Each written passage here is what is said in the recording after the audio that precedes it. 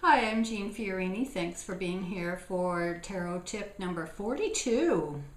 I was thinking as I was getting ready to film this video tip that it must be clear that I live in a place or an area of the world where the seasons change as I put on kind of a summery shirt, although it's overcast today here in southern Maine in the United States. It is summer, and pretty soon we'll all be back into our sweaters, but for right now it's nice to be experiencing the expansion of summer here in New England. I want to thank you all for participating in the Tarot Tips series. We've got nearly 200 subscribers at this point after a little over a year and a half maybe or so. So that's really wonderful, and we're nearing that 12,000 view point also on YouTube. So thanks so much for being here. I'm really appreciating the fact that people are making comments, that people are not just viewing the videos and going, that they're engaging with me and as well as with the other people who have access to the channel. So keep that up. That's really very worthwhile. It gives me a chance maybe to fine-tune some of my points. I don't always say things as clearly as I would like, so I appreciate when somebody asks a question or begs to differ with something that I might have put out here on the tarot tips. So very much am happy about the comments. Keep them coming, comments and questions.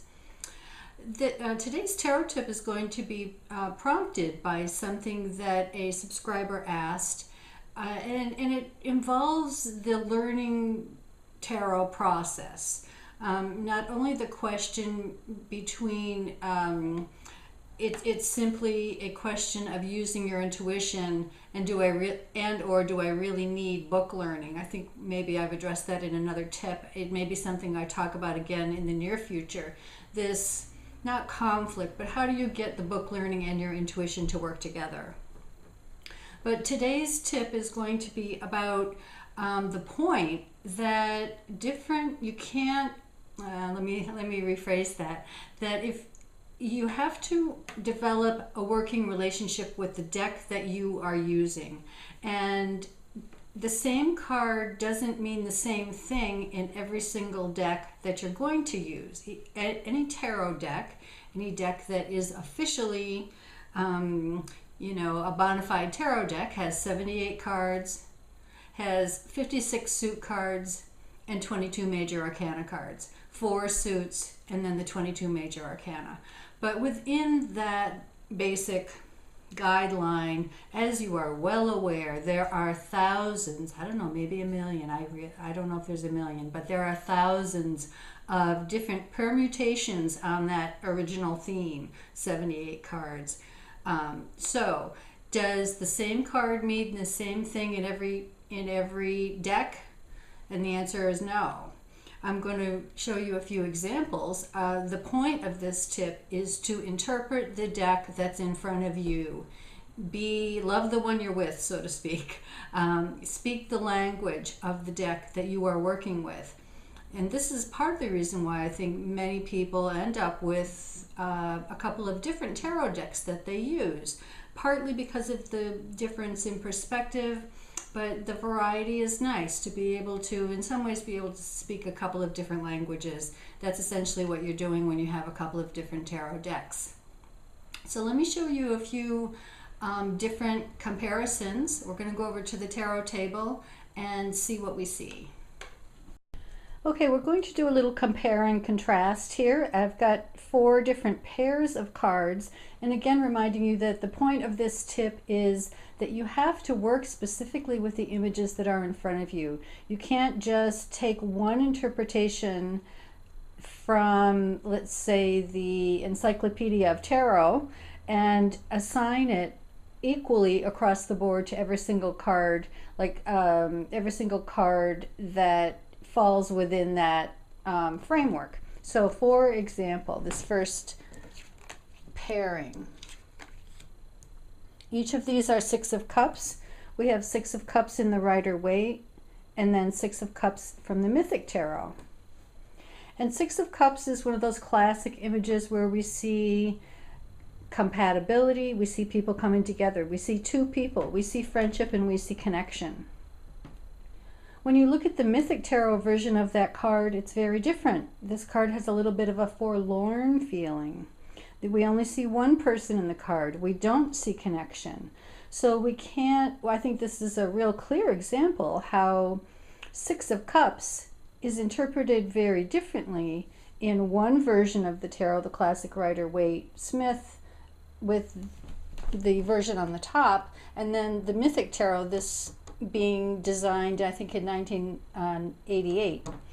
That the worldview of the suit of cups, the sixth position in that suit, has a different significance than it does here in the Rider-Waite interpretation. So not interchangeable meanings here. Let's see what else we have. The traditional version of the Nine of Cups, we see a single person, very contented, very happy, feeling very abundant. Here we have the Golden Tarot by Kat Black. Now she takes her images from early Renaissance art, late Gothic period art, and creates images depicting these phases of the tarot. Now, very specifically, this Nine of Cups is a mother and child image. It's going to have a very different interpretation, a very different response, even though both cards might be about happiness and contentment. The field of meaning around these two cards is going to be very different. So again, that interchangeability of the meanings isn't going to hold true here. Nine of Cups in Kat Black's version going to be very much about what are we giving birth to? Where do we feel satisfied? Where is there fruition? And maybe point specifically to the notion of mothering, connection, and giving birth to something, not necessarily to a human child, but to a project, to a sense of satisfaction. Okay, the next example we can bring forth here is the Death card. In the classic Rider-Waite version, we have the familiar, very large white horse running over everything in its path and really needing to be acknowledged, needing to be respected, needing to be looked at directly by this Hierophant figure here. Here's the Connolly Tarot. She calls this card Transition. It has a very different feel. We don't get the sense of being run over by an archetypal force here. We do see the sense of the dark opening up to the light, which is what's going on here. We always see the dismemberment images, but we always see the rising light in a death card. I don't know if I've seen a death card that doesn't have an image of light somewhere. This juxtaposition of hitting the nadir, of hitting the place where the transition occurs. And here, so this card called Transition. We get a very much more gentle feel. We get the fear factors taken out of the picture here.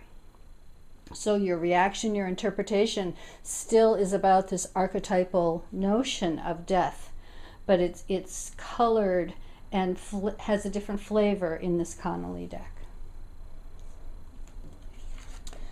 Here we have Crowley's version of the Seven of Pentacles. Now, Crowley is a very specific deck. I think a lot of people, either you like it or you hate it, one or the other. I think if you like it, you really like it. And some people find it very difficult to actually work with. I like it really as a reflective tool. I think it's a wonderful deck with some pretty intense images. And he does provide the key word here, which is failure. And I don't think that card means necessarily that you're doomed to failure, but certainly this card has a very ominous feeling. It looks very complex. There is a sense of having to maybe rethink something or revisit something or reassess something. Something has failed and we may need to reorient ourselves here.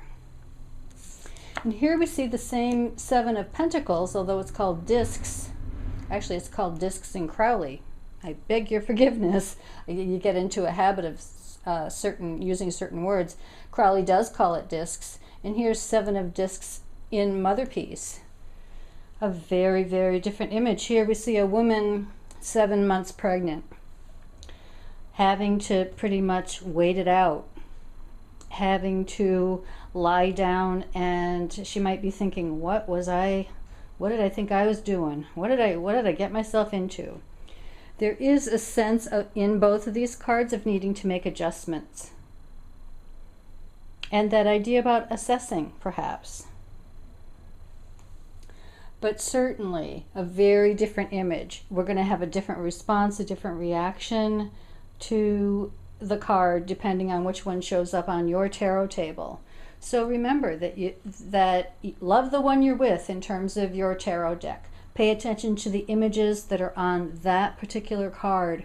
Go with what that card is telling you. You're probably using that deck for a specific reason. Sometimes when these unique cards come up in a reading and they seem to have something specific to say to either to me if I'm doing a reading for myself or for the querent, there was a reason why we chose that deck on that particular moment. So pay attention to the images that show up in front of you.